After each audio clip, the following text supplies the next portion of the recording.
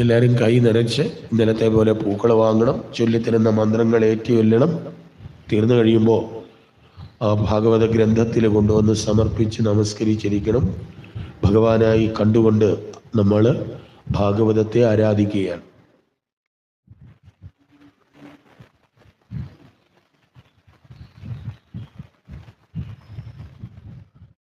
ഓ നമോ ഭഗവതേ വാസുദേവായ. ഇന്നലെ പ്രഥമസ്കന്ധത്തിലെ ഭഗവാൻ ഭീഷ്മരെ മുക്തിയിലേക്ക് പോകുന്നതും ഭീഷ്മരെ സ്തുതിച്ച സ്തുതിയും ഒക്കെ കഴിഞ്ഞ് പിന്നീട് ഭഗവാൻ ദ്വാരകയിലേക്ക് പോവുകയാണ്.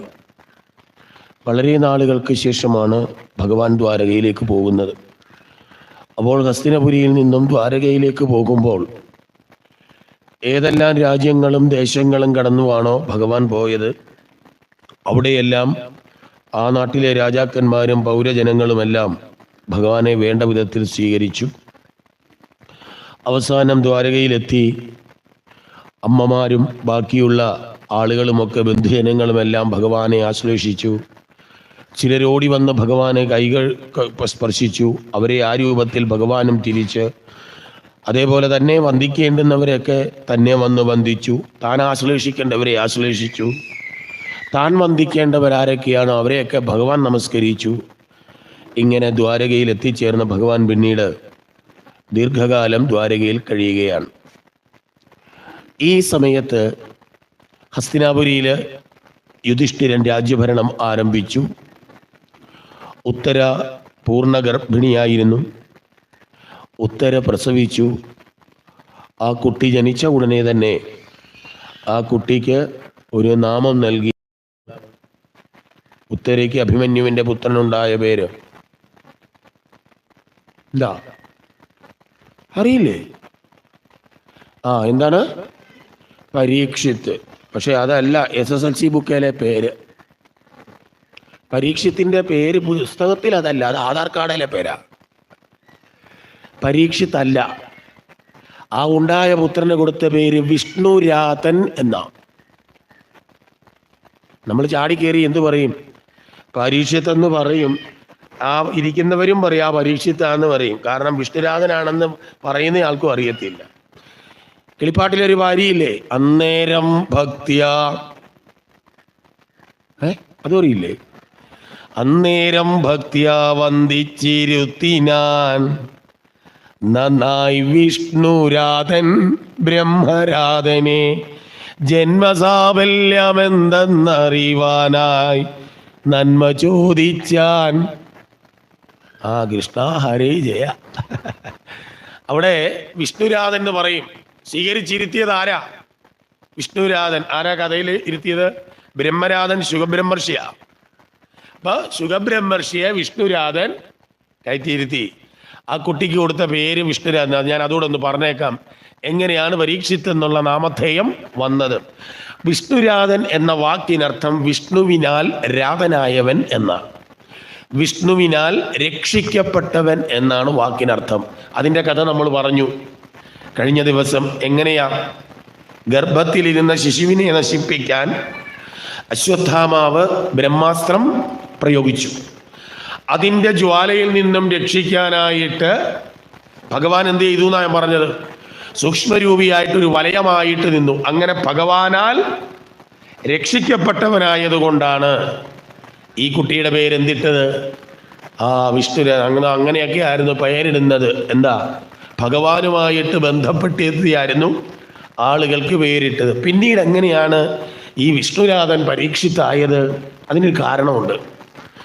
വിഷ്ണുരാതൻ ഇങ്ങനെ കുഞ്ഞ് ശൈശവകാലം തൊട്ടേ ഇങ്ങനെ ജീവിച്ചു വരുമ്പോൾ ഏതാൾ തന്നെ എടുത്താലും ആദ്യം തന്നെ എടുക്കുന്ന ആളിൻ്റെ മുഖത്തേക്കൊന്ന് നോക്കും. നോക്കിയിട്ട് അടങ്ങി കയ്യിൽ കിടക്കും. ഇതാണ് പതിവ്. ഇങ്ങനെ കാലം കുറെ കഴിഞ്ഞു. ഈ വിഷ്ണുരാതൻ വളർന്ന് കമഴ്ന്നു വീഴുന്ന പ്രായമായി. ഈ സമയത്ത് ഒരിക്കൽ ദ്വാരകയിൽ നിന്നും ഭഗവാൻ എവിടെത്തി? ഹസ്തിനാപുരിയിൽ എത്തി. ഇതേപോലെ തന്നെ ഒരു ദിവസം രാവിലെ ഭഗവാൻ ഇരിക്കുന്ന സ്ഥലത്ത് ഉത്തരയ്ക്ക് എന്തോ ജോലി തിരക്കുണ്ടായിരുന്നുകൊണ്ട് അങ്ങേര് വെറുതെ ഇരിക്കുവാണല്ലോ, എന്നാൽ കൊച്ചിനെ നോക്കിക്കോളൊന്നും പറിച്ച് കൃഷ്ണനിരുന്ന് കസേരയുടെ സമീപത്ത് ഒരു പട്ട് തടുക്കെല്ലാം കൊണ്ട് വിരിച്ച് അതിൽ കൊണ്ടുവന്ന് ആരെ കിടത്തി? ഈ വിഷ്ണുരാധനെ കിടത്തിയിട്ട് ഉത്തരയുടെ ജോലിക്ക് പോയി. ഇത്തിരി കഴിഞ്ഞപ്പോൾ കുഞ്ഞ് തലപൊക്കി നോക്കിയപ്പോൾ ഒരാൾ ഇരിക്കുന്നു. ഈ കുഞ്ഞങ്ങോട്ട് ഉരുണ്ട് ആറടുക്ക ചെന്നു, ഭഗവാന്റെ കാൽ കീഴിൽ ചെന്നു. ഏതൊരാളാണേലും, അതാണ് ഈ ശൈശവത്തിൻ്റെ പ്രത്യേകത. എത്ര വലിയ കഠിനഹൃദയന്മാരാണെങ്കിൽ കൂടി ഒരു ശിശുവിനെ കണ്ടാൽ ഒരു വാത്സല്യം ഉണ്ടാവും. അതുകൊണ്ടാണ് ഭയപ്പെടുത്തുന്നതാണ് പാമ്പ്. എന്നാൽ പാമ്പിൻ്റെ കുഞ്ഞ് കിടക്കുന്നത് കണ്ടാൽ നമ്മളിങ്ങനെ കൗതുകത്തോടു കൂടി, ഏത് ജീവിയുടെയും ശൈശവം കാണാൻ നല്ല ഭംഗി തന്നെയാണ്. അതുകൊണ്ട് അടുത്ത് വന്ന കുഞ്ഞിനെ എന്ത് ചെയ്തു? ഈ കൃഷ്ണൻ തൻ്റെ കയ്യിലേക്ക് കോരി ഇങ്ങെടുത്തു, ഇങ്ങനെ പിടിച്ചു. പഴയതുപോലെ തന്നെ കുഞ്ഞാരുടെ മുഖത്തേക്ക് നോക്കി, എല്ലാവരെയും നോക്കും. ഈ ആളിൻ്റെ മുഖത്തേക്കും നോക്കിക്കഴിഞ്ഞപ്പോൾ പിന്നെ നടന്നതെന്താ? കൊച്ചു കയ്യും കാലും ഇട്ട് അങ്ങോട്ട് അടിച്ച് സന്തോഷം കൊണ്ട് തുള്ളിച്ചാടാൻ തുടങ്ങി. എന്താ കാരണം? താൻ ഭൂമിയിലേക്ക് വന്ന നാൾ മുതൽ ഈ കുഞ്ഞ് അന്ന് വയറ്റിൽ വെച്ച് കണ്ട മുഖത്തെ അന്വേഷിക്കുക. തന്നെ ഉള്ളിൽ വന്ന് തൻ്റെ ജീവനെ രക്ഷിച്ച ആ മുഖം കുഞ്ഞിന് അന്ന് ഓർമ്മയുണ്ട്. ഭൂമിയിലേക്ക് വന്ന കാലം മുതൽ തന്നെ അന്ന് രക്ഷിച്ച മുഖം ആരുടേതാണ് എന്നറിയാൻ ഇങ്ങനെ അന്വേഷണം ചെയ്തുകൊണ്ടിരിക്കുകയായിരുന്നു. ആര്? ഈ കുട്ടി. ഇന്നു കണ്ടു അന്ന് കണ്ട മുഖം. ആരുടെ മുഖം? ഈ ഭഗവാനാണ് തന്നെ രക്ഷിച്ചത് എന്ന് കണ്ടപ്പോഴാണ് സന്തോഷം കൊണ്ട് അങ്ങോട്ട് തുള്ളിച്ചാടി. ആര്? കുട്ടി. അങ്ങനെ തൻ്റെ രക്ഷകനെ പരീക്ഷിച്ചറിഞ്ഞത് കൊണ്ട് പരീക്ഷയിൽ ജിതനായവൻ എന്ന അർത്ഥത്തിലാണ് പിന്നീട് ഏത് പേര് വന്നത്. അപ്പോൾ ഒറിജിനൽ പേര് അതല്ല. ഇങ്ങനെയാ പരീക്ഷിത്തെന്നുള്ള നാമം ആർക്കു വന്നത്? ഈ വിഷ്ണുരാധന്. അങ്ങനെയുള്ള ആ വിഷ്ണുരാധൻ്റെ ജന്മം, ആ കുട്ടി വളർന്നു. പിന്നെ വലിയ കുഴപ്പമില്ലാതെ ഹസ്തിനാപുരി കഴിയുകയാണ്. അങ്ങനെ ഇരുന്നപ്പോഴാണ് അർജുനന് ഒരാഗ്രഹം. കാരണം കുരുക്ഷേത്ര യുദ്ധം നടക്കുമ്പോൾ കുരുക്ഷേത്ര യുദ്ധത്തിന് വേണ്ടിയിട്ട് ഏറ്റവും കൂടുതൽ ബുദ്ധിമുട്ടുകൾ അനുഭവിച്ചത് അർജുനാണ്. കാരണം പലതരത്തിലുള്ള ആയുധങ്ങൾ നേടുന്നതിന് വേണ്ടിയിട്ട് ദീർഘകാലമായിട്ട് തപസ് ചെയ്തു. ഒരു കഥ നമുക്ക് വളരെ പ്രസിദ്ധ. പാശുപതാസ്ത്രത്തിന് വേണ്ടിയിട്ട് ആ കാട്ടിൽ പോയി തപസ് ചെയ്തപ്പോൾ ഭഗവാൻ കിരാതമൂർത്തിയായിട്ട് വന്ന് എന്തുമാത്രം എടുത്തിട്ട് ചവിട്ടി കൂട്ടിയിട്ട് അവസാനം പാശുപതാസ്ത്രം കൊടുത്തത്. അങ്ങനെ നിരവധി തവണ തപസ്സൊക്കെ ചെയ്താണ് പല ആയുധങ്ങളും ഈ അർജുനൻ നേടിയത്. തന്നെയുമല്ല, യുദ്ധത്തിൽ ഏറ്റവും കൂടുതൽ കഷ്ടപ്പെട്ടത് ആരാ? അർജുനനാണ്. അതുകൊണ്ട് ഓർത്ത് ഇത്രയും നാളും ഇങ്ങനെയൊക്കെ നടക്കുമല്ലായിരുന്നോ? ഇനി കുറച്ച് നാളൊന്ന് പോയി എന്ത് ചെയ്യണം? സന്തോഷിക്കണം, സുഖിക്കണം. ഇതിനു വേണ്ടിയിട്ട് അന്നത്തെ ഏറ്റവും നല്ല ടൂറിസ്റ്റ് കേന്ദ്രം എന്ന് പറയുന്നത് ഏതാ? ദ്വാരകയാണ്. എന്നാൽ പിന്നെ ഇനി ദ്വാരകയിൽ പോയി കുറേ നാള് ഭഗവാനോടൊത്ത് കഴിയാം എന്ന് പറഞ്ഞുകൊണ്ട് ഈ അർജുനൻ എങ്ങോട്ട് പോവുകയാണ്? ദ്വാരക. ഈ സമയത്താണ് വളരെ പ്രസിദ്ധമായ സന്താനഗോപാലം നടക്കുന്നത്. അങ്ങനെ അവിടെ കഴിഞ്ഞു, കുറേ നാളുകൾ അവിടെ കഴിഞ്ഞു. സന്താനഗോപാല സംഭവം എല്ലാം കഴിഞ്ഞു. വീണ്ടും കുറേ കാലം അവിടെ ഇരുന്ന് കഴിഞ്ഞപ്പോൾ ഒരു ദിവസം ഭഗവാൻ കൃഷ്ണൻ തൻ്റെ പ്രധാനമന്ത്രിയായിരിക്കുന്ന ഉദ്ധവരെ വിളിച്ചു, അർജുനനെയും വിളിച്ചു. പറഞ്ഞു, എൻ്റെ അവതാര ഉദ്ദേശങ്ങളിലെ 90% ഞാൻ പൂർത്തീകരിച്ചു. ഇനി എനിക്ക് 1-2 കാര്യങ്ങൾ കൂടിയേ ചെയ്തു തീർക്കാനുള്ളൂ. അതെൻ്റെ ജീവിതത്തിലെ ഏറ്റവും പ്രധാനപ്പെട്ട കാര്യങ്ങളുമാണ്. അതിൽ ഒന്നാമത്തേത് എന്ന് പറയുന്നത് ഭഗവാന്റെ അവതാരം യഥാർത്ഥത്തിൽ 2-3 കാര്യങ്ങൾ നിർവഹിക്കാനാണ് ഇവിടെ അവതരിച്ചത്. ബാക്കി കാര്യങ്ങളൊക്കെ അതിൻ്റെ കൂടെ നടന്നു പോയത്. നമ്മളോട് ചോദിച്ചാൽ ഭഗവാന്റെ അവതാരത്തിൻ്റെ പ്രധാന ഉദ്ദേശം എന്തായിരുന്നു? ആർക്കെങ്കിലും പറയാമോ? ഭഗവാൻ കൃഷ്ണനായിട്ട് അവതരിച്ചതിൻ്റെ പ്രധാനം കംസ വധം. അടുത്തത് ശിശുപാല വധം. ഇനി വല്ലതുണ്ടോ? രുക്മിണി സ്വയംവരം. അതുകൊണ്ട് ഇപ്പൊ ചുരുക്കം പറഞ്ഞാൽ ഇതാ. എന്നാൽ ഇതിനൊന്നും അല്ല. അതൊക്കെ കൂട്ടത്തിൽ നടന്നുപോയാ. ഭഗവാന്റെ പ്രധാനമായിട്ട് ഉള്ള അവതാരങ്ങൾ ഞാൻ കാണുന്നത് 3 കാര്യങ്ങളാണ്. ഒന്ന്, മറ്റൊന്നുമല്ല, തൻ്റെ 13-ാമത്തെ 12-ാമത്തെ വയസ്സിൽ ലോകത്താരും ഇന്ന് വരെ കൈവച്ചിട്ടില്ലാത്തതും ഇനി ആരാലും കൈവെക്കാൻ പറ്റാത്തതുമായ രാസക്രീഡ. രണ്ടാമത്തേത് കുരുക്ഷേത്ര യുദ്ധത്തിൽ വെച്ച് അർജുനന് കൊടുക്കുന്ന ഗീതോപദേശം. മൂന്നാമത്തേത് ഇനി ഉദ്ധവർക്ക് നൽകാൻ പോകുന്ന ഉദ്ധവ ഉപദേശം. ഇത് മൂന്നുമാണ് ഏത് ഭഗവാന്റെ അവതാരത്തിൻ്റെ ഏറ്റവും ശ്രേഷ്ഠമായ കാര്യം. മറ്റേതൊന്നും ഒന്നുമേ അല്ല. പക്ഷെ നമ്മൾ ഏതിനാണ് പ്രാധാന്യം കൊടുത്തത്? ഇതിന് കൊടുത്തു. പക്ഷെ ഇതല്ല. അതുകൊണ്ടാണ് ഭഗവാൻ പറഞ്ഞ എൻ്റെ മിക്കവാറും ദൗത്യങ്ങൾ പൂർത്തീകരിച്ചു, ഇനി ഒരു ദൗത്യം കൂടിയുണ്ട്. അതെന്താണ്? ഉദ്ധവർക്ക് നൽകേണ്ട ഉപദേശം. അതോടുകൂടെ യാദവ വംശത്തിൻ്റെ ഇല്ലാതാക്കൽ. ഈ രണ്ട് കാര്യങ്ങൾ കൂടി ചെയ്തു തീർക്കാനുണ്ട്. അത് കഴിഞ്ഞാൽ ഞാൻ ഈ ശരീരം ഉപേക്ഷിക്കും. ഞാൻ ശരീരം ഉപേക്ഷിച്ചു കഴിഞ്ഞാൽ ചില പത്നിമാരൊക്കെ എന്നോടൊപ്പം സതി അനുഷ്ഠിക്കും. ബാക്കി അവശേഷിക്കുന്ന പത്നിമാരെയും കൂട്ടി അർജുന നീ അങ്ങോട്ട് പോക്കോണം, ഹസ്തിനാപുരിയിലേക്ക്. ഉദ്ധവരോട് പറഞ്ഞു, ഞാൻ ശരീരം ഉപേക്ഷിച്ചു കഴിഞ്ഞാൽ ആ നിമിഷം ദ്വാരക കടലിൽ മുക്കും. ഉദ്ധവരെ ഞാൻ നൽകുന്ന ഉപദേശവും വാങ്ങിക്കൊണ്ട് നേരെ ഹരിദ്വാറിലേക്ക് പൊയ്ക്കൊള്ളണം, ബദരിയിലേക്ക് പൊയ്ക്കൊള്ളണം. അവിടെ പോയിരുന്ന് തപസ് ചെയ്ത് നിനക്കേത് ലോകത്താണോ എത്തേണ്ടുന്നത് അവിടെ സ്വധാമം എന്നാ പറഞ്ഞു. അവിടെ സ്വധാമം എന്ന് പറഞ്ഞാൽ ഭഗവാന്റെ ധാമം എന്നൊന്നുമല്ല അർത്ഥം. എൻ്റെ കർമ്മഫലം കൊണ്ട് എനിക്കെവിടാണോ പോകേണ്ടത് അതാണ് സ്വധാമം, സ്വന്തം ധാമം. ആ ഉദ്ധവർക്ക് മോക്ഷപദമാണെങ്കിൽ മോക്ഷപദത്തിലേക്ക് പൊയ്ക്കൊള്ളാനാ പറഞ്ഞു. അതല്ല ഇനിയും ശരീരം സ്വീകരിക്കാനാണ് വിധിയെങ്കിൽ അതാണ് നിന്റെ സ്വധാമത്തിലേക്ക് പൊയ്ക്കൊള്ളണം എന്ന് പറഞ്ഞെല്ലാം ഉപദേശിച്ചു. ഇവരെ നേരെ ഉദ്ധവരെ കൂട്ടിക്കൊണ്ടുപോയി ഭാഗവതത്തിലെ ഏകാദശ സ്കന്ധത്തിൽ പറയുന്ന വളരെ പ്രസിദ്ധമായ ആ ചോദ്യങ്ങൾ, 21 ചോദ്യങ്ങൾ, ആ ചോദ്യങ്ങൾക്കെല്ലാം ഭഗവാൻ ഉത്തരങ്ങൾ നൽകി. അതിനുശേഷം ഉദ്ധവരോട് പറഞ്ഞു അങ്ങോട്ട് പൊക്കോളാൻ, അങ്ങോട്ട് പൊയ്ക്കൊള്ളാൻ പറഞ്ഞു. എന്നിട്ട് ഭഗവാൻ ഒരു വനാതിർത്തിയിലേക്ക് പോവുകയാണ്. അവിടെ ചെന്നിട്ട് എന്ത് ചെയ്തു എന്നാ അവിടെ കണ്ട ഒരു ആലിൻ്റെ ഉറക്കപ്പുറ തെറ്റുണ്ടെങ്കിൽ ധരിച്ചിട്ടുണ്ടെങ്കിൽ മാറാനായിട്ടാ. ആലിൻ്റെ മുകളിൽ കയറിയിരുന്നോ? കൊമ്പേര്. പിന്നെ ഉറക്കപ്പുറ ആലിൻ്റെ ചുവട്ടിലിരുന്നു. പത്മാസനത്തിലും വീരാസനത്തിലുമായിട്ടായിരുന്നത്. വളരെ വ്യക്തമായിട്ട് പറയുന്നുണ്ട്. എന്നിട്ട് എങ്ങനെ ഇരുന്നത്? ചതുർബാഹുവായിട്ട്. എങ്ങനെ? 2 കൈകളും ആണ് ശംഖ ചക്രം അല്ലേ? അതോ വ്യത്യാസമുണ്ടോ? 4 കൈകളോട്. ഈ 4 കൈകളോട് കൂടി ഇരുന്നാൽ കൃഷ്ണനാണോ അതോ വിഷ്ണുവാണ്? അപ്പൊ പോകുന്നത് ആരായിട്ടാ?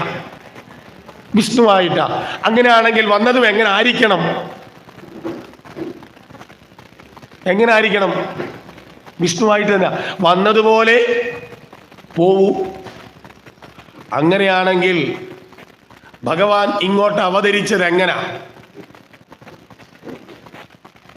വളരെ ചിന്തിക്കേണ്ടതാ. ഈ കൊട്ടിഘോഷിക്കുന്ന ആചാര്യന്മാർ ശ്ലോകം വായിച്ച് പഠിക്കണം അർത്ഥം. ഭഗവാന്റെ അവതാരം എങ്ങനെയായിരുന്നു? ചതുർബാഹുവായിട്ട് തന്നെയാണ്. അല്ലെങ്കിൽ പുസ്തകം എടുത്ത് ഞാൻ കാണിക്കാം, ശ്ലോകം ചൊല്ലി കേൾപ്പിക്കാം. തമൽഭുതം ബാലകമംബുജേക്ഷണം കൃതായുധം സംഗഗദാദ്യുതായുധം ശ്രീവത്സലക്ഷ്മം ഗളശോഭികൗസ്തുവം പീതാംബരം സാന്ദ്രപയോധസൗഭകം മഹാർഗവൈഡൂര്യകിരീടകുണ്ടലത്വിഷ പരിഷ്വക്ത സഹസ്രകുന്തളം ഉദ്ദാമകാഞ്ജംഗതകങ്കണാദിവിർ വിരോചമാനം വസുദേവായിക്ഷത. കണ്ണു തുറന്ന് നോക്കിയപ്പോൾ വസുദേവരും ദേവകി, അന്നേരത്തേക്ക് ബോധമൊക്കെ പോയി. ആരുടെ? വസുദേവരുടെയും ദേവകിയുടെ. പിന്നെ കണ്ണ് തുറന്ന് കാണുമ്പോൾ 4 കൈകളോട് കൂടിയ വിഷ്ണുവിനെയാ കണ്ടത്. അല്ലേ?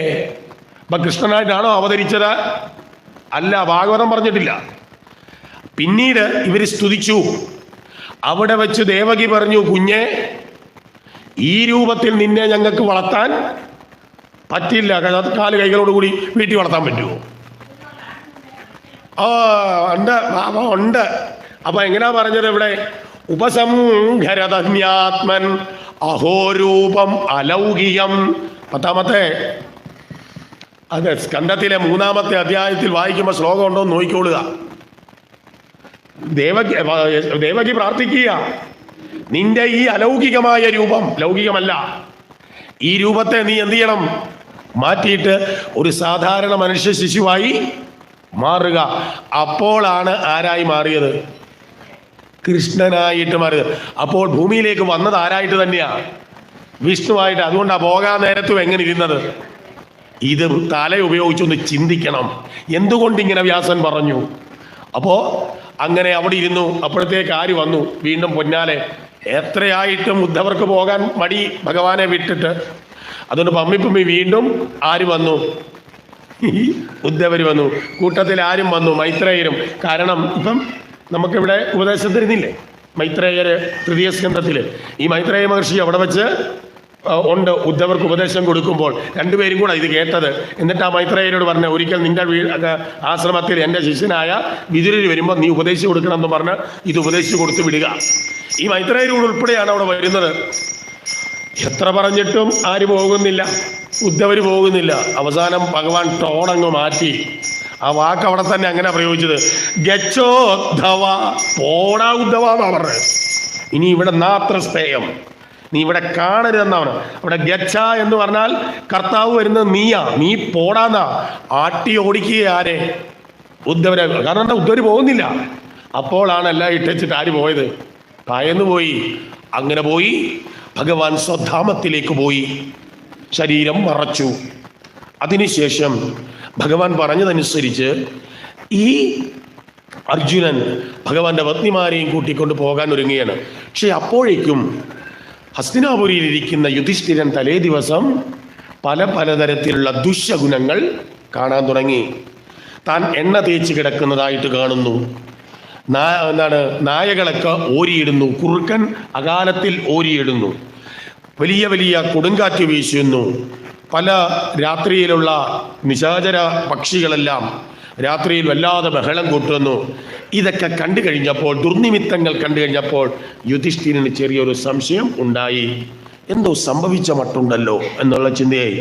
അപ്പോഴേക്കും നേരം വെളുത്തപ്പോഴത്തേക്ക് ആരെത്തുകയാണ്? അർജുനൻ. വന്ന വഴിക്ക് കൂട്ടത്തിലുണ്ടായിരുന്ന പത്നിമാരെയൊക്കെ ആമ്പിള്ളാർ അടിച്ചുകൊണ്ട് പോയി. അത് ഇന്നലെ ഞാൻ പറഞ്ഞു, ഭീഷ്മരുടെ കഥ പറഞ്ഞപ്പോൾ. ഭഗവാന്റെ പത്നിമാരെ മുഴുവൻ കാലിപ്പിള്ളാർ മോഷ്ടിച്ചുകൊണ്ട് നിസ്സഹായനായിട്ട് നേരെ വരികയാണ്. ഈ കയറി വരുന്ന അർജുനന്റെ മുഖം കണ്ടപ്പോൾ തന്നെ യുധിഷ്ഠിരർക്ക് മനസ്സിലായി എന്തോ സംഭവിച്ചിട്ടുണ്ട്. ഉടൻ തന്നെ ഭഗവാന്റെ വിഷയം ചോദിക്കുകയാണ്. അവിടെ ആദ്യം ചോദിച്ചത് ഭഗവാന് സുഖമാണോ എന്നല്ല, ഭഗവാന്റെ മക്കൾക്ക് സുഖമാണോ. അതിന് കഴിഞ്ഞ് ചോദിച്ചു ഭഗവാന്റെ പത്നിമാർക്ക് സുഖമാണോ, ഭഗവാന്റെ മാതാപിതാക്കൾക്ക് സുഖമാണോ. അതിനുശേഷമാണ് ചോദിച്ചത് ഭഗവാന് സുഖം. ഈ ചോദ്യങ്ങളൊക്കെ ചോദിക്കുമ്പോഴും അർജുനൻ ഒരക്ഷരം പോലും മിണ്ടാതിരിക്കുക. ഭഗവാന് സുഖമാണോ എന്ന് ചോദിച്ചപ്പോൾ അപ്പൊ പൊട്ടിക്കരഞ്ഞുകൊണ്ട് അർജുനൻ പറയുകയാണ്, ആ സൂര്യൻ അസ്തമിച്ചു എന്നാ പറഞ്ഞു. അപ്പൊ അതിന്റെ അർത്ഥം എന്താ? സൂര്യൻ അസ്തമിച്ചാൽ എന്താ അർത്ഥം? എന്താ? സൂര്യൻ പോയി എന്നാണോ? ഇരുട്ടും ശരി, ഇരുട്ടും വ്യാപിച്ചു. എന്നിട്ടോ അടുത്ത ദിവസം അപ്പൊ അസ്തമിച്ചാൽ ഇവിടുന്ന് പോയി എന്നല്ല, ആണോ? കിഴക്ക്, പിറ്റേ ദിവസം കിഴക്ക് ഉദിക്കും.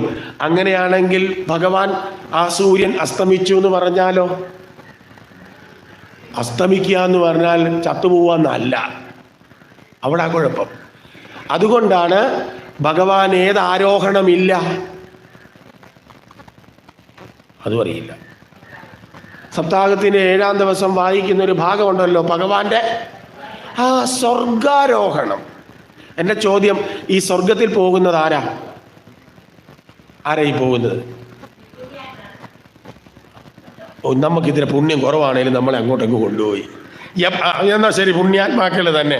എപ്പോഴാ പോകുന്നത്? നാളെ പോകാൻ പറ്റുമോ? പിന്നെ മരിക്കണം.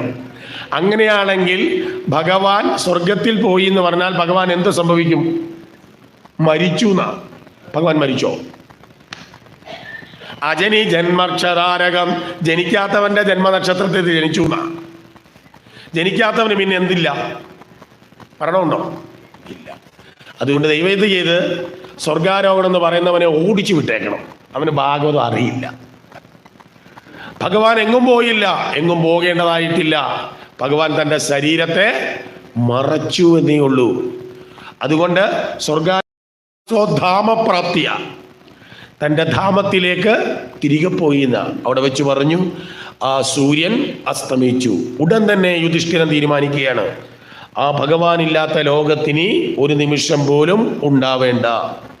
ഉടൻ തന്നെ തൻ്റെ കൊച്ചുമകനായിരിക്കുന്ന വിഷ്ണുരാധൻ അഥവാ പരീക്ഷിത്തിനെ ആരായിട്ട് അഭിഷേകം ചെയ്യുകയാണ്?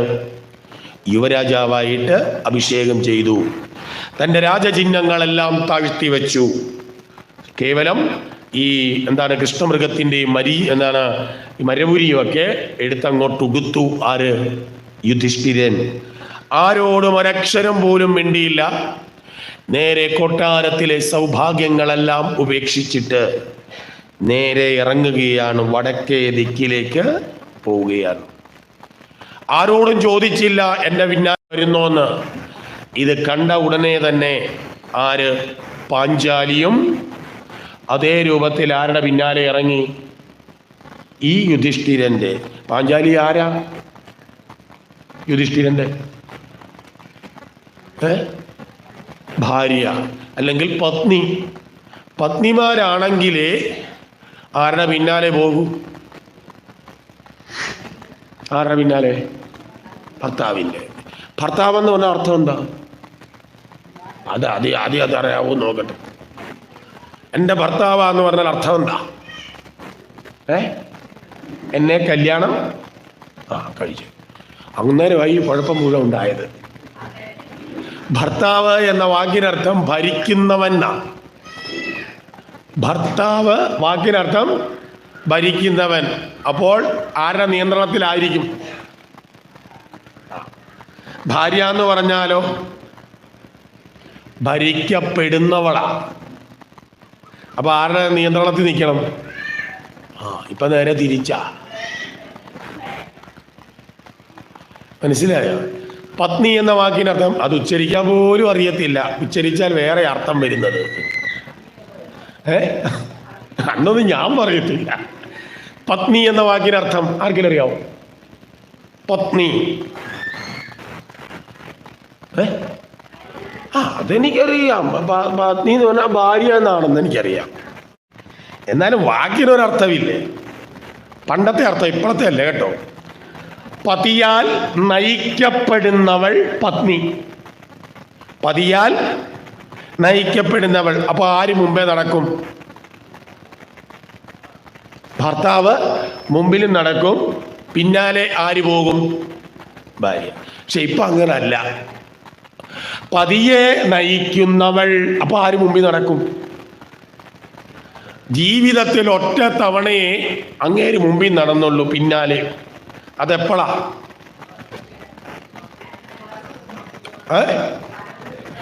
അന്ന് വലത്ത് വെച്ചപ്പോഴാണ്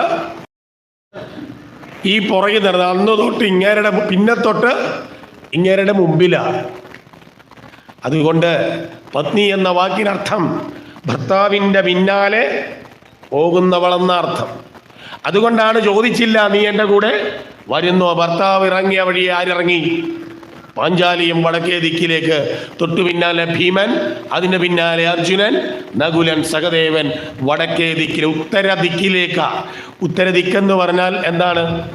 ഉത്തരം എന്ന വാക്കിനർത്ഥം ശ്രേഷ്ഠം. ഉത്തരായന കാലം എന്നൊക്കെ പറഞ്ഞാൽ അതാണ്. ഏത് ലോകത്ത് ചെന്നാലാണോ വീണ്ടും ശരീരം സ്വീകരിച്ച് ഇങ്ങോട്ട് വരേണ്ടതാത്ത ശ്രേഷ്ഠമായ ലോകം, മോക്ഷപദം എന്നർത്ഥം. അതാണ് വടക്കേ ദിക്കിലേക്ക് പോകാന്ന് പറഞ്ഞാൽ മോക്ഷപദത്തിലേക്ക് പോയി എന്നാണ്. അങ്ങനെ 5 പേരും പാഞ്ചാലിയും കൂടി പോയി. ഇതിനാണ് പറയുന്ന പാണ്ഡവരുടെ പ്രസ്ഥാനം. പ്രസ്ഥാനം എന്ന വാക്കിനർത്ഥം എന്താ? പ്രകർഷേണയുള്ള സ്ഥാനം. ഏത് സ്ഥാനത്ത് എന്നാലാണോ വീണ്ടും ശരീരം സ്വീകരിച്ച് ജനിമരണ ദുഃഖങ്ങൾ അനുഭവിക്കാൻ ഇടയാവാത്ത വിധം ആ പരമപദത്തിൽ എത്തുന്ന അവസ്ഥയിലേക്ക് ആരെത്തി? ഈ പാണ്ഡവര് എത്തിച്ചേർന്നു. പിന്നീട് ആര് രാജ്യം ഭരിക്കുകയാണ്? പരീക്ഷിത്ത് രാജ്യഭരണം ഏറ്റെടുത്തപ്പോൾ തന്നെ ഒരു തീരുമാനമെടുത്തു.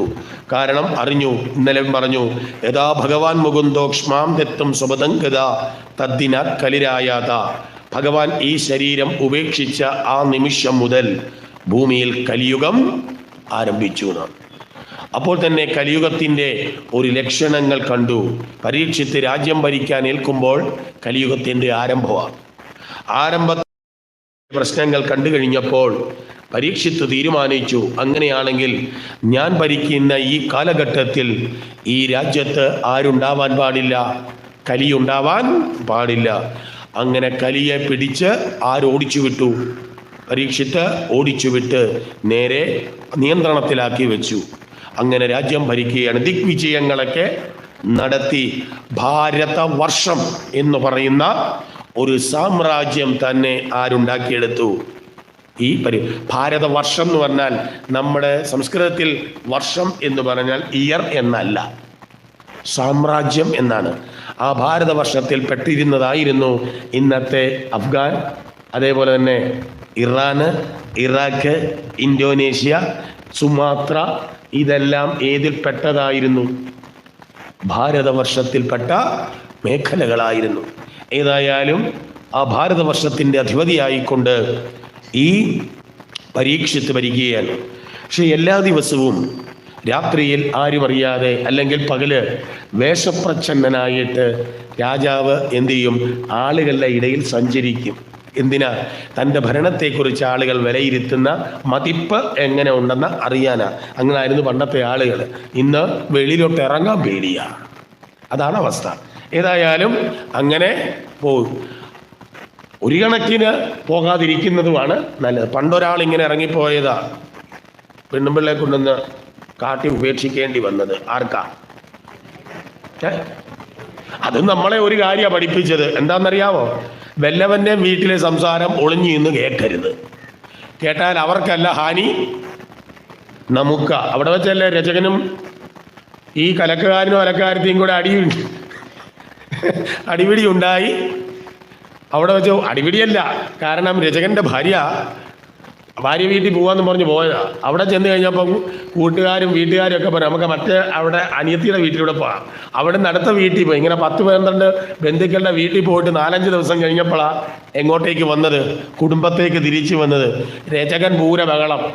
നിന്നെ ഇനി എനിക്ക് വേണ്ട, ആണ്ട് നിന്റെ സ്വർണ്ണം ഇരിക്കുന്നതാ പറഞ്ഞത്, തന്ന സ്ത്രീധനം കൊണ്ടുപോക്കൂ, എനിക്ക് വേണ്ട, നിന്നെ ഞാൻ ഉപേക്ഷിച്ചു. കാരണം ഓരോ വീടുകൾ തോറും അന്തി ഉറങ്ങിയിട്ട് ഇവിടെ വന്ന് 5-ാം ദിവസം വന്നു കയറാൻ, ആ വന്നു കയറുന്ന നിന്നെ സ്വീകരിക്കാൻ ഞാൻ ഈ അയോധ്യ ഭരിക്കുന്ന രാമനൊന്നും അല്ല. വല്ലതും പറഞ്ഞോ എന്ന് പറഞ്ഞാൽ കുറെ നാൾ എവിടെ ആയിരുന്നു? പൊറുതി. രാവണന്റെ കൊട്ടാരത്തിലല്ലേ? ആ രാവണന്റെ കൊട്ടാരത്തിൽ കഴിഞ്ഞ സീതയെ സ്വീകരിച്ചതുപോലെ അത്ര വലിയ വിശാല മനസ്സൊന്നുമല്ല ആര്. ഇതാണ് ആര് കേട്ടത്? രാമൻ ഒളിച്ചിന്ന് കേട്ട് കുടുംബത്തിരുന്നെങ്കിൽ കേൾക്കേണ്ടി വരുമായിരുന്നു. അതുകൊണ്ടാണ് അന്യ വീടുകളിൽ പോകാൻ പാടില്ല. അതുകൊണ്ട് കേട്ടു. തിരികെ വന്നിട്ട് എന്ത് ചെയ്തു? കൊണ്ടുപോയി ഉപേക്ഷിക്കാൻ. കാരണം അപ്പോൾ രാമൻ തീരുമാനിച്ചു, ഇപ്പോഴും ഇത്രയുമൊക്കെ അഗ്നിശുദ്ധി വരുത്തിയിട്ട് പോലും ജനങ്ങൾക്ക് ആരിൽ വിശ്വാസമില്ല. സീത അപ്പോൾ അതൊന്നുകൂടെ തെളിയിക്കണം. അതിനാണ് കൊണ്ടുവന്നാക്കി. ഇതന്നെയാണ് ഇവിടെയും സംഭവിച്ചത്. രാജാവ് വേഷപ്രച്ഛന്നനായിട്ട് ഇങ്ങനെ പോവുകയാണ്. അപ്പോഴാണ് യമുനാ നദിയുടെ തീരത്ത് ഒരു കാഴ്ച കാണുന്നത്. വളരെ ദൂരെ നിന്ന് അവിടെ ഒരു മെലിഞ്ഞ പശു നിന്ന് കരയുകയാണ്. തൊട്ടടുത്ത് ഒരു കാള കിടപ്പുണ്ട്. ആ കാളയ്ക്കും പ്രത്യേകതയുണ്ട്, കിടക്കുകയാണ്. അതിൻ്റെ 3 കാല് തല്ലി ഒടിച്ചു. 4ാമത്തെ കാലും തല്ലി ഒടിക്കാൻ വലിയൊരു ദണ്ഡുമായി രാജവേഷധാരിയായി ഒരാൾ നിൽക്കുക. ഇത് കണ്ടുകൊണ്ടാണ് പരീക്ഷിത്ത് ചെല്ലുന്നത്. രാജാവ് കുതിരപ്പുറത്ത് വരുന്നത് കണ്ടപ്പോൾ രാജവേഷധാരിയായിരിക്കുന്ന ആൾ ഭയപ്പെട്ടു, മാറി നിന്നു. അപ്പോഴേക്ക് പശു കണ്ടു ആരെ? രാജാവിനെ. ആ രാജാവിനെ കണ്ടപ്പോൾ ആശ്വാസമായി പശു നിന്ന് കരഞ്ഞുകൊണ്ട് രാജാവിൻ്റെ അടുക്കിലേക്ക് ചെന്നു. എന്നെ രക്ഷിക്കണം എന്ന് പറഞ്ഞു. അപ്പോൾ ചോദിച്ചു രാജാവ്, നീ ആരാണ്? അപ്പോൾ പറഞ്ഞു, ഞാനാണ് ഭൂമിദേവി. ഭൂമിയാണ്. ഈ കലിയുഗത്തിലെ ദുഷ്ടരാജാക്കന്മാരുടെ ഭരണം മൂലം എനിക്ക് പഴയതുപോലെ ഒന്നും വിട്ടുകൊടുക്കാൻ പറ്റില്ല. കാരണം ഇവരെല്ലാവരും എന്നെ എന്ത് ചെയ്യുകയാണ്? ദുരുപയോഗം ചെയ്യുകയാണ്. അതുകൊണ്ട് എനിക്കൊന്നും വിട്ടുകൊടുക്കാൻ പറ്റുന്നില്ല പഴയതുപോലെ. എന്നെ അവര് തുണ്ടം തുണ്ടമാക്കിക്കൊണ്ടിരിക്കുകയാണ്. ഭൂമിക്കൊരു പ്രത്യേകതയുണ്ട്. അതുകൊണ്ടാണ് ശാസ്ത്രങ്ങളിലും പുരാണങ്ങളിലും എപ്പോഴെല്ലാം ഭൂമിദേവിയെ ഒരു മൂർത്തിയായിട്ട് സങ്കല്പിക്കുകയാണെങ്കിൽ എപ്പോഴും ഗോരൂപമായിരിക്കും. എന്താ ഗോരൂപമാക്കിയത്? ഭാരതീയ സംസ്കാരത്തിൽ ഗോവിന് വളരെയധികം സ്ഥാനമുണ്ട്. നമ്മുടെ ക്ഷേത്രങ്ങളിൽ ശുദ്ധിക്രിയ നടത്തുമ്പോൾ ആദ്യം ബിംബത്തിൽ ശുദ്ധിക്ക് ചെയ്യുന്ന ഏതാ? ഗോമൂത്രമാണ്, പഞ്ചഗവ്യാണ് അല്ലേ? ഒരു പശുവിൻ്റെ തന്നെ ചാണകം, മൂത്രം, പാല്, തൈര്, നെയ്യ്, ഇത്രയും സാധനങ്ങൾ ചേർത്തുകൊണ്ടാണ് ഏതുണ്ടാക്കുന്നത്? അപ്പൊ ശുദ്ധിക്രിയയ്ക്ക് ഉപയോഗിക്കുന്നത് ഏതാ? പഞ്ചഗവ്യ. എന്നാ പിന്നെ എന്തിനാ ഈ പശുവിനെ ആക്കിയത്? അതിനേക്കാൾ വിലയുള്ള, ലക്ഷങ്ങൾ വിലയുള്ള കൂട്ടിലിട്ട് വളർത്തുന്ന സാമാനം ഉണ്ടല്ലോ, അവൻ്റെ ആക്കിയാൽ എന്താ കുഴപ്പം? അവൻ്റെ മലം കണ്ടാൽ കാണുന്നവൻ അപ്പം കുളിക്കണമെന്ന അല്ലേ? അപ്പോ ഭാരതീയതയിൽ ഏറ്റവും ശ്രേഷ്ഠമാണ് ആര്? പശു. അതേപോലെ തന്നെ രാമേശ്വരത്ത് പോയിട്ടുണ്ടോ? രാമേശ്വരത്ത് പോയാൽ രാവിലത്തെ അഭിഷേക സമയത്ത് അകത്ത് കയറി തൊഴാൻ സാധിച്ചാൽ വലിയ ഭാഗ്യമാണ്. കാരണം അതിൻ്റെ വടക്കേ നടയിൽ കൂടെ അവിടുത്തെ ജ്യോതിർലിംഗമാണ്. ആ വടക്കേ നടയിൽ കൂടെ എവിടെ കൊണ്ടുവരും? ഒരു പശുവിനെ കൊണ്ടുവരും. ഈ പശുവിനെ ഓരോ ദിവസവും ഓരോരുത്തരുടെ കൂടി വീട്ടിൽ നിന്നാണ് അതിനെ കൊണ്ടുവരുന്നിരിക്കുന്നത്. കാണാൻ തന്നെ രസമാണ്. അത്ര വിധത്തിൽ അലങ്കരിച്ചൊക്കെയാണ് കൊണ്ടുവരുന്നത്. എന്നിട്ട് രാമേശ്വരത്ത് അഭിഷേകം ചെയ്യുന്ന അങ്ങനെയാണ്. ആ പശുവിനെ അവിടെ നിർത്തിയിട്ട് പശുവിൻ്റെ അകിടിയിൽ നിന്ന് പാൽ അങ്ങോട്ട് ഡയറക്റ്റാ ആർക്കും അഭിഷേകം. കണ്ടോ? ഒരു തവണ കാണാൻ യാദൃച്ഛികം, അതുവരെ എനിക്കറിയില്ലായിരുന്നു. അവിടെ ചെന്നപ്പോൾ യാദൃച്ഛികമായിട്ട് കാണാൻ അങ്ങനെ ഒരു അവസരം ഉണ്ടായി. എന്നിട്ട് ഈ പശുവിനെ കൊണ്ട് വെളിയിറങ്ങുമ്പോൾ അതിനെ തൊട്ട് തൊഴുത് എല്ലാവരും എന്ത് കൊടുക്കുക? ഈ പശുവിനെ കൊണ്ട് വന്നവർക്ക് ദക്ഷിണ കൊടുക്കും. അങ്ങനെ ഒരു അവസ്ഥ. അപ്പോൾ അത്രയ്ക്ക് ശ്രേഷ്ഠതയാണ് നമ്മുടെ സംസ്കാരത്തിൽ ആർക്ക്? പശുവിന്. ആ പശുവിൻ്റെ പ്രത്യേകത എന്താണെന്ന് ചോദിച്ചാൽ, എന്തുകൊണ്ട് ഭൂമിയെയും പശുവിനെയും തമ്മിൽ ഉപമിച്ചു പറയുന്നു അല്ലെങ്കിൽ രൂപം? ഭൂമിക്കൊരു പ്രത്യേകതയുണ്ട്. എന്തങ്ങോട്ട് കൊടുത്താലും ഇരട്ടിയായിട്ട് ഇങ്ങോട്ട് തരും അല്ലേ? ചേന, അപ്പോൾ കുംഭമാസം ആയിരുന്നല്ലോ, ചേന എല്ലാവരും നട്ട് കാണുവരെ. ഈ മുറിച്ച ചേനയാണ് അങ്ങോട്ട് വെക്കുന്നത്. അടുത്ത ഓണമാകുമ്പോൾ പറിക്കുന്നത് എങ്ങനെയാണ്? ആ മുറിയേ ഉണ്ടാവുള്ളൂ. നോക്കടാ, ഇരട്ടിയാ. ഒരു കപ്പക്കോലല്ലേ വെച്ചത്, പറിച്ചതോ ഇരട്ടി. ഒരു നാളികേരമല്ലേ നട്ടത്, കിട്ടിയത് ഇരട്ടി. ഇതാണ് ഭൂമിയുടെ പ്രത്യേകത. എന്തങ്ങോട്ട് കൊടുത്താലും ഇരട്ടി. അതുപോലെ തന്നെയാ പശു. 1 കിലോ പിണ്ണാക്ക് കൊടുത്താൽ 1 ലിറ്റർ പാല് വരുവുള്ളൂ? അല്ലല്ലോ, ഇരട്ടിക്ക് ഇരട്ടിയാണ്. അതുകൊണ്ടാണ് രണ്ടുപേരെയും ഒരേപോലെ വെച്ചുകൊണ്ട് പറഞ്ഞത്. അതുകൊണ്ട് ആ ഭൂമിദേവിയായി വന്ന ആ ഗോവ് പറയുകയാണ്, ഈ രാജാക്കന്മാരെന്ത് ചെയ്തു? എന്നെ ഈ ദുരുപയോഗം. അതുകൊണ്ട് എനിക്കിപ്പോൾ പറയാം, അതുകൊണ്ട് ഭൂമിക്കും ക്ഷമയൊക്കെ നശിച്ചു. അതുകൊണ്ടാണ് ഭൂമിയുടെ പ്രത്യേകത. പര്യായം തന്നെ എന്നെന്താ? ക്ഷമ എന്ന. ക്ഷമ കെട്ടു ആർക്കും? ഭൂമിക്കും. ഞാൻ പറയാറുണ്ട്, പണ്ട് ഒരാൾ പ്രസംഗിച്ചതുപോലെ ടിപ്പുവിൻ്റെ രഥചക്രങ്ങൾ വടക്കൻ മലബാറിലേക്ക് ഉരുണ്ടപ്പോൾ കേരളത്തിലെ പല ക്ഷേത്രങ്ങളും തച്ചു തകർക്കപ്പെട്ടു. തളി ഉൾപ്പെടെയുള്ള ക്ഷേത്രങ്ങൾ, ബത്തേരിയിലെ ഗണപതി ക്ഷേത്രം, ഇതെല്ലാം ആരുടെ ആക്രമണത്തിൽ നശിക്കുക? ടിപ്പുവിൻ്റെ. അതേപോലെ ഞാൻ പറയാറുണ്ട്, എന്നാണോ നമ്മുടെ കേരളത്തിലേക്ക് JCB ഉരുളാൻ തുടങ്ങിയത്, അന്ന് മുതൽ ഈ ഭൂമിയും എന്തിയായി? തകർക്കപ്പെട്ടു. അതിൻ്റെ ക്ഷമ നശിച്ചു. ഇന്നലെയോ മിനിഞ്ഞാനോ എങ്ങാണ്ട് മ്യാൻമറിൽ ക്ഷമ നശിച്ചിട്ട് ഒരു കുലുക്കി കുറെ പോയില്ലേ? എന്താണ്? ഈ ഭൂമിയോട് ചെയ്യരുതാത്ത അപരാധം. കാരണം ഇത് വെള്ളത്തിൽ കിടക്കുന്ന ഒരു പന്ത. ഏത്? ഇതൊരു ബാലൻസിലാണ് നിൽക്കുന്നത്. രാമേശ്വരം ക്ഷേത്രത്തിൽ പോയിട്ടുള്ളവർക്കറിയാം, ഇന്ന് പോയി കാണേണ്ട ക്ഷേത്രമാണ്. കാരണം രാമനാഥപുരം എന്ന് പറഞ്ഞ ജില്ല രാമേശ്വരത്തിന് 4 വശത്തും എന്താ? സമുദ്ര.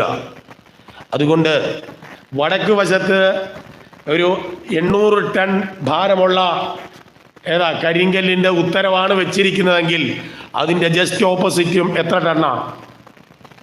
800 ടണ്ണാ. ഇല്ലേ, കുഴപ്പം എന്താ? ഇത് വെള്ളത്തിൽ താണു പോകും. പന്താ ഇത് പൊങ്ങിക്കിടക്കുന്ന ഭൂമിയിൽ നിന്ന്. അതേപോലെ ഒരു ഭാഗത്ത് മല പണ്ടേ ഉണ്ടെങ്കിൽ ആ മല ഇടിച്ചു കൊണ്ടുപോയി ആലപ്പുഴ ജില്ലയിൽ നിരത്തിയ കുഴപ്പം എന്താ? അവിടുത്തെ ബാലൻസ് നഷ്ടപ്പെടും. ഈ ഭൂമിയിലുണ്ടായ സകല മാറ്റങ്ങൾക്കും കാരണം എന്താ? നമ്മൾ തന്നെ ഭൂമിയോട് ചെയ്ത. ഇപ്പം മഴ പോലും സീസൺ, പഴയ സീസൺ പറയാൻ പറ്റുമോ? മാറി. അപ്പൊ പ്രകൃതിക്ക് മാറ്റം വന്നു. അതെന്താണ്? ഭൂമിയെ ആ തരത്തിൽ ഉപദ്രവിച്ചു. ഇതുവാ പറയുന്നത്. അതുകൊണ്ട് എനിക്കും വിട്ടുകൊടുക്കാൻ വയ്യ. ഈ രാജാക്കന്മാരെ നിയന്ത്രിക്കണം. അപ്പോഴാണ് ചോദിച്ചത്, ആട്ടെ ഈ കിടക്കുന്നത് ആരാ? അതോ കലിയുഗത്തിലെ ധർമ്മമാണ്. പുരാണങ്ങളിൽ ധർമ്മം എപ്പോഴും ഏത് രൂപത്തിലാണ് പോകുന്നത്?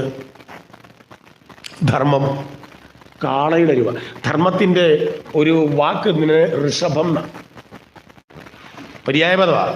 ഇനി പഞ്ചമത്തിലൊരു ഋഷഭനെ കുറിച്ച് പറയും. വാക്കിനർത്ഥം ശ്രേഷ്ഠൻ എന്നാണ്. ഋഷഭം എന്ന് പറഞ്ഞാൽ ധർമ്മം എന്നൊരർത്ഥമുണ്ട്. ഈ കാള എപ്പോഴും ആരുടെ പ്രതീകമാണ്? ധർമ്മത്തിൻ്റെ. ഏറ്റുമാനൂരപ്പൻ്റെ വണ്ടി ഏതാണ്? കാളയാണ്. അത്രയും വില കുറഞ്ഞ വണ്ടി വേണമെന്ന്. വേറെ എന്തെല്ലാം വണ്ടികളുണ്ടായിരുന്നു. ഏറ്റുമാനൂരപ്പൻ എന്തിനാ ഈ കാളപ്പുറത്ത് പോയത്? ഏതെല്ലാം വണ്ടി ഉണ്ടായിരുന്നു. എന്താ കാര്യം? മഹാദേവൻ ആരാ? ഈ നമ്മളുടെ ധർമാധർമ്മങ്ങളെ വിശകലനം ചെയ്യുന്നത് ആരാ? ഇയാൾ ചെയ്തത് ധർമ്മമാണ് അധർമ്മമാണ്, ശിക്ഷ നിയമിക്കുന്ന ആരാ? അറിയില്ല. അന്ന് അറിഞ്ഞിരിക്കണം. അയാളുടെ പേരാണ് കാലൻ, അല്ലേ? ഈ കാലനെ നിയന്ത്രിക്കുന്ന ആരാ? കാലനെ ധർമാധർമ്മം പഠിപ്പിക്കുന്നത്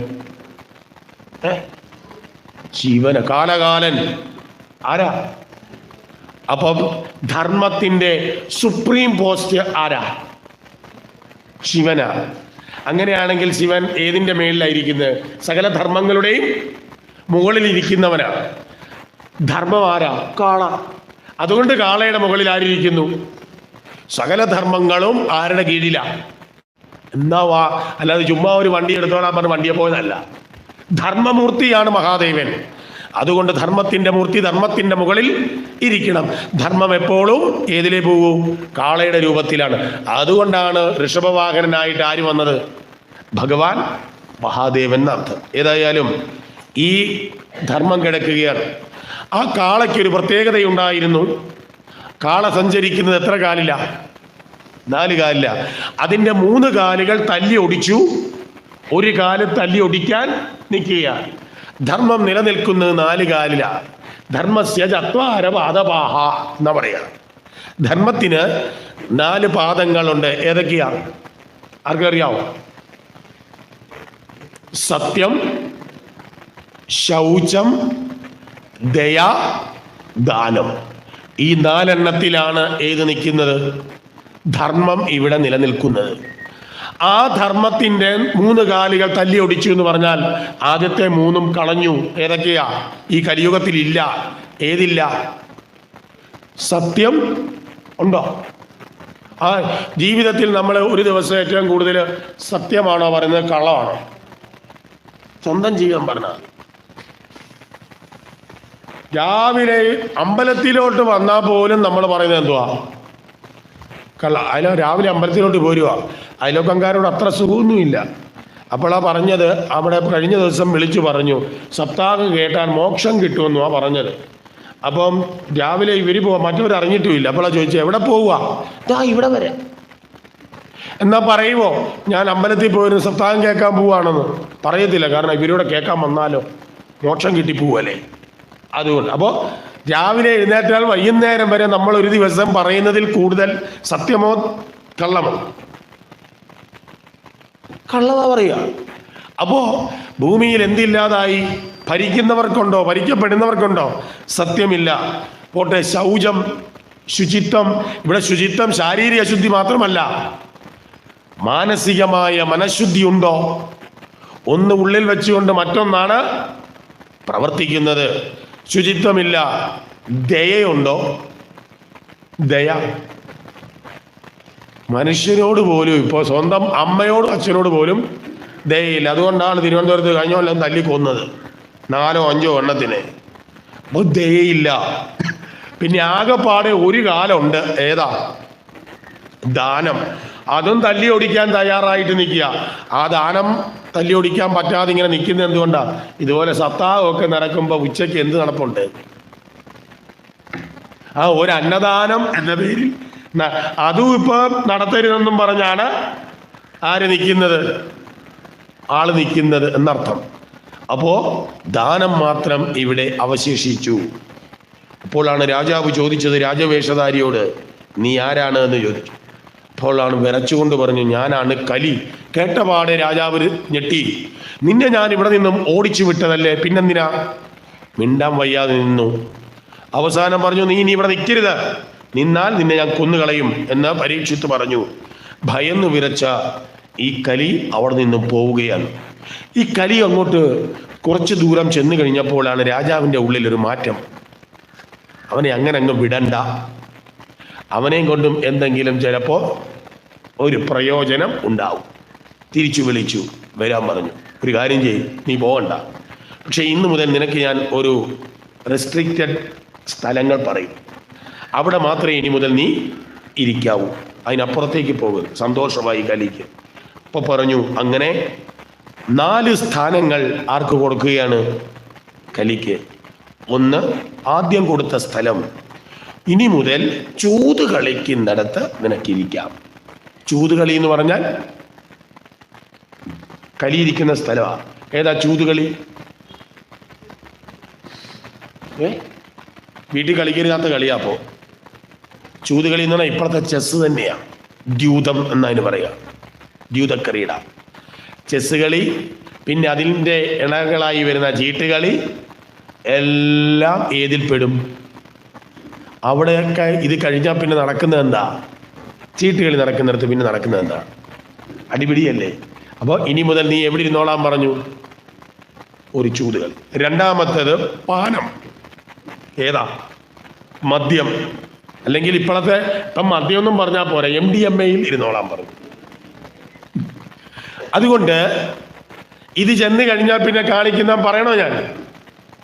ഓരോ ദിവസവും ഇന്നത്തെ പത്രത്തിൽ വായിച്ചില്ല ആരെ കൊന്നെന്നുള്ള, ഇന്ന് അറിയാൻ പറ്റും, വൈകുന്നേരമേ ഉള്ളൂ. അപ്പോൾ അവിടെ ഇരുന്നോളാൻ പറഞ്ഞു. അപ്പം ദ്യൂതം, പാനം. പിന്നെ മറ്റൊന്ന് ഹിംസ നടക്കുന്നിടം, കൊല. അത് കൊലയെന്ന് പറഞ്ഞാൽ ഒരു മനുഷ്യനെ മാത്രമല്ല, ഏതൊരു ജീവിയെയും കൊന്നാലും അവിടെ എന്താണ്? ഹിംസയാണ്. ഹിംസയ്ക്ക് ഒത്തിരി വ്യാഖ്യാനമുണ്ട്. എല്ലാം ഹിംസയല്ലതാണ്. അതുകൊണ്ടാണ് സ്മൃതി പറഞ്ഞത്, അഹിംസ പരമോ ധർമ്മ. ഇതേ ഗാന്ധിജി എടുത്തുള്ളൂ. ഇതിനെയാണ് ബോസ് എതിർത്തത്. അതിൻ്റെ അടിയിലത്തെ സ്മൃതി വായിക്കണം, മനുസ്മൃതി വായിക്കണം. അഹിംസ പരമോ ധർമ്മ എന്ന് മനുസ്മൃതി പറഞ്ഞിട്ടുണ്ട്. അഹിംസയാണ് ഏറ്റവും നല്ല, അതാണ് ഗാന്ധിജി കൈക്കൊണ്ട്. പക്ഷെ അതിൻ്റെ അടിയിലത്തെ വരി ആര് പഠിച്ചില്ല? ഗാന്ധിജി വായിച്ചുമില്ല, പഠിച്ചുമില്ല. പക്ഷെ ബോസ് അത് പഠിച്ചു. അതിനകത്തൊരു ഓപ്ഷൻ ഉണ്ടായിരുന്നു, ധർമ്മഹിംസ അഹിംസ. ധർമ്മത്തിന് വേണ്ടിയിട്ട് കൊല ചെയ്താൽ ആ കൊലയെ ഏതിപ്പെടുത്തണം? അഹിംസയിൽ. ഏതാ? ഈ രാജ്യത്തിനെ ഒരു തീവ്രവാദി ആക്രമിച്ചാൽ അവനെ കൊല്ലുന്ന പട്ടാളക്കാരനെ കൊലയ്ക്ക് കുറ്റം ചെയ്യുമോ? അവിടെ കൊല ചെയ്തത് എന്തിനു വേണ്ടിയിട്ടാ? ധർമ്മ. അതാ പറഞ്ഞത്, ബ്രിട്ടീഷുകാരൻ ഇവിടെ ഓടിച്ചു വിടണമെങ്കിൽ അവനോട് യുദ്ധം തന്നെ ചെയ്യണം. അവിടെ അഹിംസയല്ല ധർമ്മം എടുക്കാനെന്ന ബോസ് പറഞ്ഞു. അതാണ് ബോസിനെ ഇവിടുന്ന് കടത്തിയത്. അപ്പോൾ പറഞ്ഞത്, ഈ പറയുന്ന ധർമ്മത്തിൻ്റെ ഹിംസ അത് ഏത് ജീവിയെ കൊന്നാലും എന്തു തന്നെയാണ്? കൊലയാണ്. അപ്പോൾ ധർമ്മത്തിൻ്റെ അല്ലെങ്കിൽ കരിക്കിരിക്കാനുള്ള അടുത്ത സ്ഥാനം. നാലാമതൊരു സ്ഥാനം കൊടുത്തു. ദുഷിച്ച സ്ത്രീകൾ, വ്യഭിചാരികൾ, വൃത്തിയിൽ പോകുന്ന അഭിസാരികളായി പോകുന്ന സ്ത്രീകളുടെ കൂട്ടത്തിൽ ആരിരുന്നോളാൻ? നീ ഇരുന്നോളാൻ. അങ്ങനെ 4 സ്ഥലങ്ങൾ. ഏതൊക്കെയാ? ചൂതുകളി, മദ്യപാനം, കൊല, സ്ത്രീകള്. ഈ 4 സ്ഥലങ്ങൾ. 4 സീറ്റ് കിട്ടിക്കഴിഞ്ഞപ്പോൾ പോരാ. അങ്ങനെയാണല്ലോ. പണ്ട് ഒരു മന്ത്രിസഭ വീണത് തന്നെ 5ാം മന്ത്രിയെ കൊടുത്തതാ. അതിനുശേഷം പിന്നെ കയറിയിട്ടുമില്ല.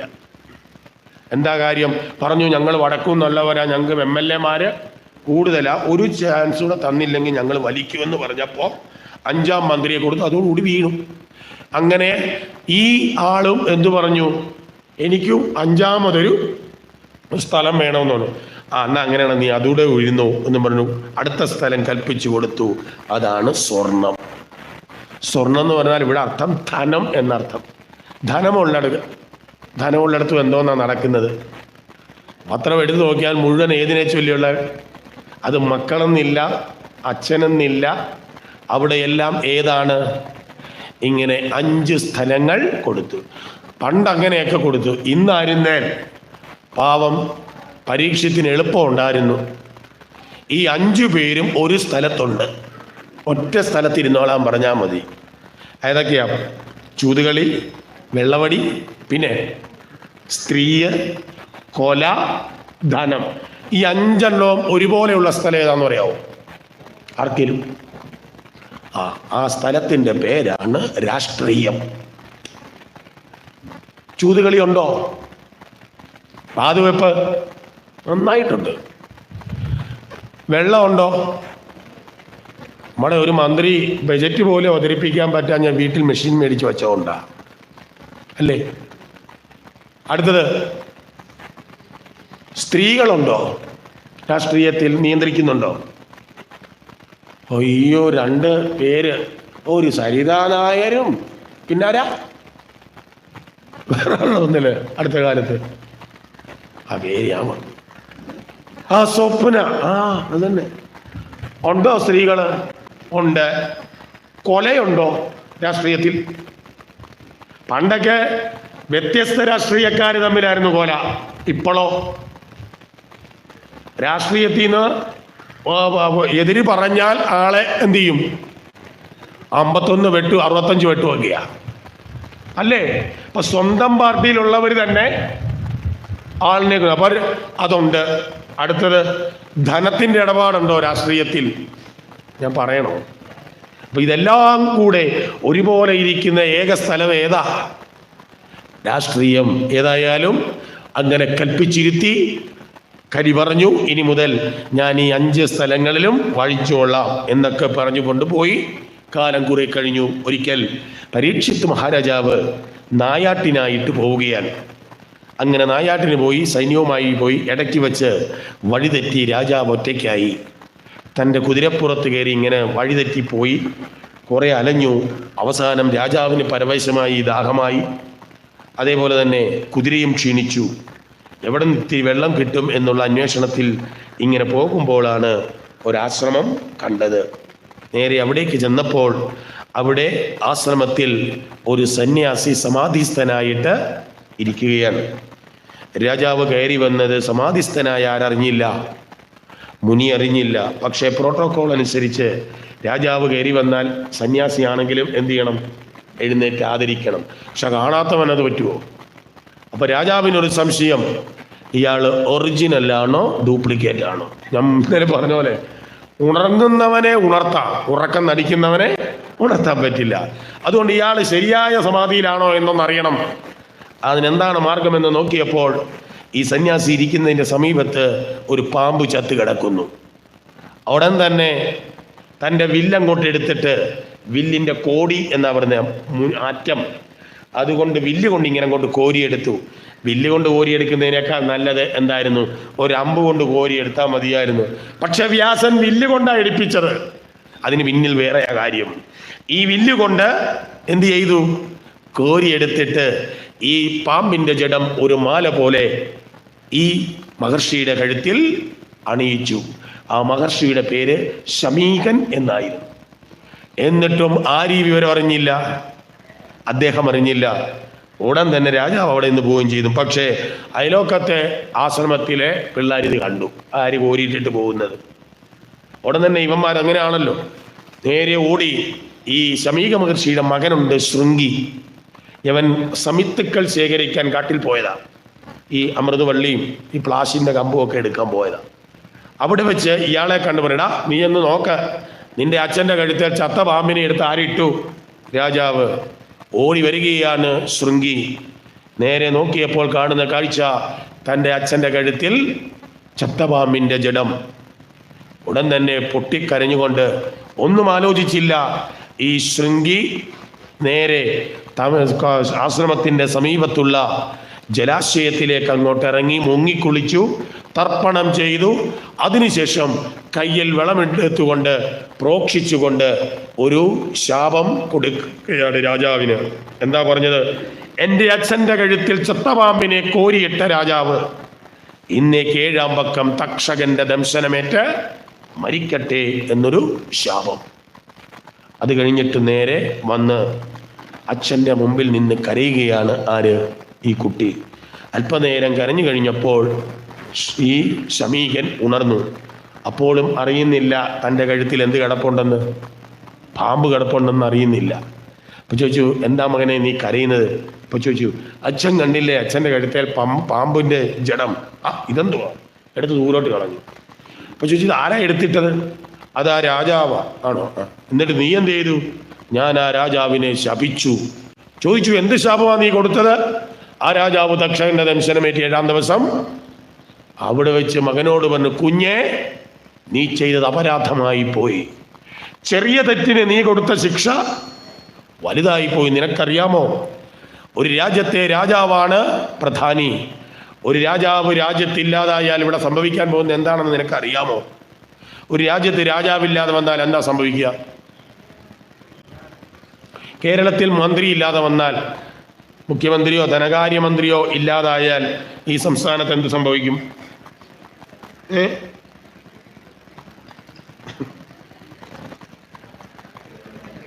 കൂടി വന്ന 2 ദിവസത്തേക്ക് ട്രഷറി ഒന്ന് അടച്ചിടുമായിരിക്കും ധനകാര്യമന്ത്രി. അതിൽ കൂടുതൽ ഇവിടെ ഒന്നും സംഭവിക്കുമോ? എനിക്ക് തോന്നുന്നില്ല. പഴയതുപോലെ റണ്ണ. പക്ഷെ ഇവിടെ പറഞ്ഞത് അങ്ങനല്ല. ഒരു രാജ്യത്തിൻ്റെ പരമാധികാരി ഇല്ലാതായാൽ ഇവിടെ സംഭവിക്കാൻ പോകുന്നത് ജായതേ വർണ്ണസങ്കര എന്നാ പറഞ്ഞത്. ഇവിടെ നടക്കാൻ പോകുന്നത് എന്താണ്? വർണ്ണസങ്കരം. വർണ്ണസങ്കരം എന്ന് പറഞ്ഞാൽ വർണ്ണങ്ങൾ തമ്മിലുള്ള കൊളാബറേഷൻ നടക്കുമെന്നാ പറഞ്ഞത്. ഈ കൊളാബറേഷൻ നടക്കുന്നതിന് പറയുന്ന പേരാണ് സങ്കരം. സങ്കരമായാൽ കുഴപ്പമെന്താ? ഭഗവത്ഗീത പറയും, സങ്കരോ നരകായൈവ കുലഘ്നാനാം കുലസ്യജ പതന്തിക്യുദരോ ഭേദോ ലുപ്തപിണ്ഡോദക്രിയ. ഭഗവാൻ പണ്ടേ പറഞ്ഞു, സങ്കരമുണ്ടായാൽ അത് നരകമായിരിക്കും, ദുഃഖം. കുലഘ്നാനാം കുലസ്യജ, അവൻ 2 കുലവും മുടിപ്പിക്കുമെന്നാ പറഞ്ഞു. അച്ഛൻ്റെ കുലവും പറയും, അമ്മയുടെ കുലവും. കാരണം 2 കൂടെ ചേർന്നിട്ട് ഇവന് ഉണ്ടാകുന്നത് 3ാമതൊരു സംസ്കാരമാണ്.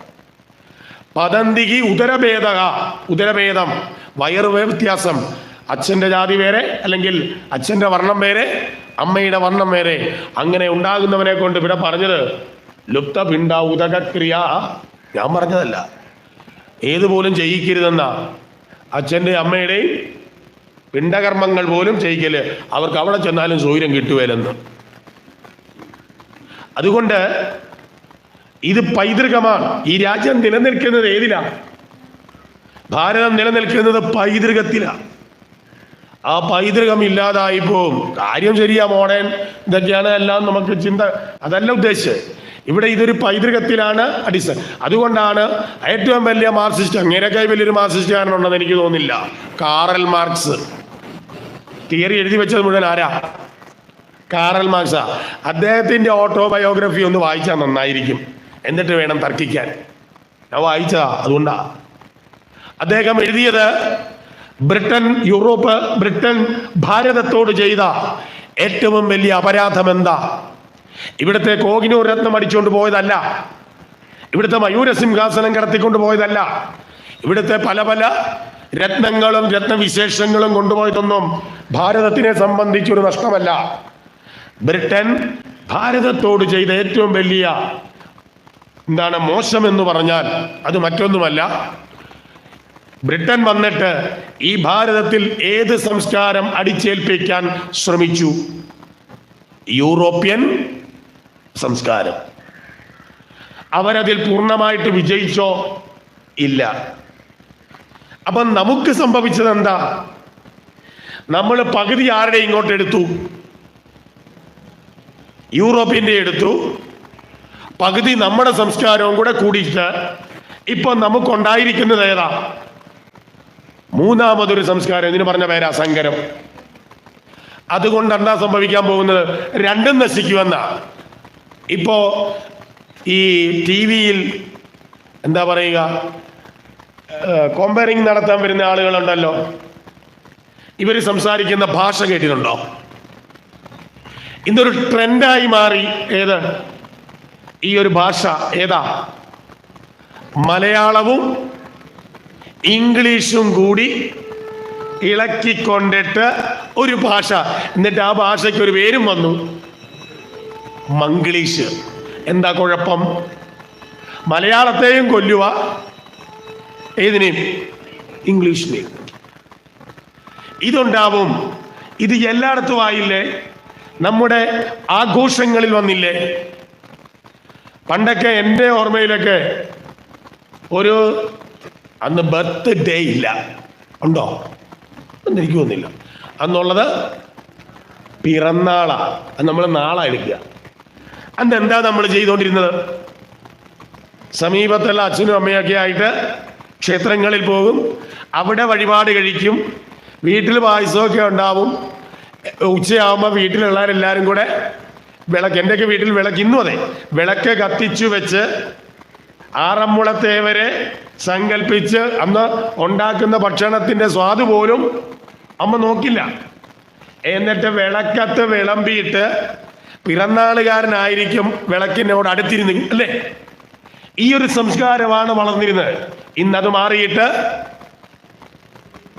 ഒരു കേക്ക് മേടിക്കും. ശരിയാണോ? വിളക്ക് എന്നും പറഞ്ഞുള്ള രീതിയിൽ കുറെ മെഴുകുതിരിയും കത്തിച്ചു വെക്കും. നമ്മളുടെ ഏത് സൽക്കർമ്മങ്ങളും വിളക്കിന്റെ സാന്നിധ്യത്തിൽ തുടങ്ങുകയാണ്. വെളിച്ചത്തിലേക്കാണ് നമ്മൾ പോകേണ്ടത്. നമ്മൾ പകരം എന്താ ചെയ്യുന്നത്? ഊതിക്കെടുത്തും. എന്നിട്ട് ഇത് മുറിക്കുക. പോട്ടെ, മുറിച്ചിട്ട് ഇവന്മാരിത് തിന്ന പോരെ.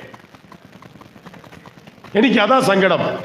ഇത്രയും കാശും കൊടുത്ത് ഈ കേക്ക് മേടിച്ച് മുറിച്ചേച്ചിട്ട് ഇത് മുഴുവൻ വാരി ഓരോരുത്തന്റെ ആണോ അല്ലയോ? ഇത് എവിടുന്ന് വന്ന സംസ്കാരം? ഇതാണ് നശിപ്പിക്കുന്നത്. അപ്പൊ നമുക്ക് പൈതൃകമായി കിട്ടിയിരിക്കുന്ന ആ ഭാരതത്തിന്റെ സംസ്കാരത്തെയാണ് ബ്രിട്ടൻ നശിപ്പിച്ചതെന്ന.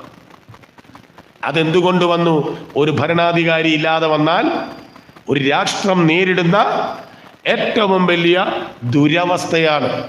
അതാണ് ഇവിടെ പറഞ്ഞത്. കുഞ്ഞെ, രാജാവില്ലാതെ വന്നാൽ രാജ്യത്തിന്റെ ആ പരമോന്നതമായിരിക്കുന്ന പൈതൃകം, ഹെറിറ്റേജ്, അത് നഷ്ടപ്പെടും. അതുകൊണ്ട് രാജ്യത്ത് ആരുണ്ടാവണം? ഭരണാധികാരി ഉണ്ടാവണം. പോകാൻ പറഞ്ഞു. പോയി രാജാവിനോട് വിവരം പറയണം, അറിയിക്കണം എന്ന് പറഞ്ഞു. അങ്ങനെ പോവുകയാണ്.